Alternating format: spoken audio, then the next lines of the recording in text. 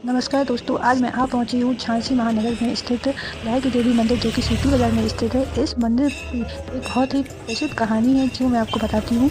यह प्रसिद्ध मंदिर जो है, इसकी प्रसिद्ध बुंदेली आला ऊदल गाथा से जुड़ी है, जिसमें आला की पत्नी मछला के हरण के बाद राजा ज्वाला सिंह से युद्ध के दौरान आला ने देवी के सामने पुत्र इंदल की बलि दे दी थी, लेकिन माँ ने बालक को पुनर्जीवित कर दिया था। यह मंदिर सीपी बाजार में स्थित है, जहाँ माता दिन में 3 बार रंग बदलती हैं। आला की पत्नी बहुत सुंदर थी और पत्नीगढ़ के राजा ज्वाला सिंह ने सावन के मेले में सर से अपहरण कर लिया था। मसला के अपहरण से क्रोधित होकर आला ऊदल और आला के पुत्र इंदल ने पत्नीगढ़ पर चढ़ाई कर दी थी। चलते समय में वे अपनी कुल देवी मनिया देवी के साथ लेकर निकले और झांसी के सीपी से लहर के सुरक्षित पहाड़ पर विश्राम लिया, जहां उन्होंने देवी को स्थापित किया और इससे मान्यता प्राप्त हुई है। मान्यता के अनुसार युद्ध जीतने और माता को प्रसन्न करने के लिए आला ने अपने पुत्र इंदल की बलि दे दी।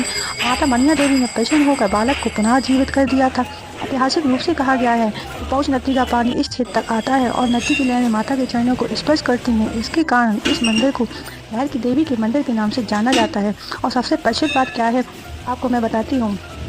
यह मंदिर में जो माता स्थित है, यह दिन भर में 3 बार रंग बदलती हैं, अतः यह इनकी जो मूर्ति है वह अपने रंग बदलने वाली मूर्ति भी कहलाती है। माता मनिया देवी या लहर की देवी माई प्रतिमा दिन में 3 बार रंग बदलती है। प्रातः काल में बाल्यावस्था में हो जाती है माता माई, दोपहर में युवावस्था में हो जाती है माता माई और साय में यौवनावस्था में चली जाती हैं। अतः इसीलिए यह मंदिर बहुत प्रसिद्ध है।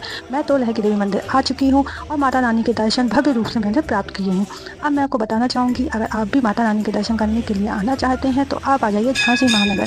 और झांसी महानगर में अगर आप रेलवे स्टेशन से आते हैं तो डायरेक्ट रेलवे स्टेशन से सीपी बाजार में कुछ ज़्यादा दूरी नहीं है। आप सीपी बाजार स्थित एक कोई भी ऑटो पकड़ लीजिए, रिक्शा पकड़ लीजिए, क्योंकि आपको 20-50 रुपये में छोड़ देगा। और सीपी बाजार से कुछ ही दूरी पर फिर आपको टैक्सी मिल जाएगी जो कि लहर की देवी के लिए जाती है। अब वहाँ पर आइए और माता रानी के दर्शन प्राप्त करिए और माता रानी के चरणों में आशीर्वाद लीजिए। यहाँ पर नवरात्रि में बहुत ही अच्छा लगता है और अष्टमी के दिन वहाँ आरती होती है और वहाँ पर सुना जाता है और कहा जाता है प्राचीन काल से ही कि यहाँ पर आने वालों की मनोकामनाएं पूरी होती हैं।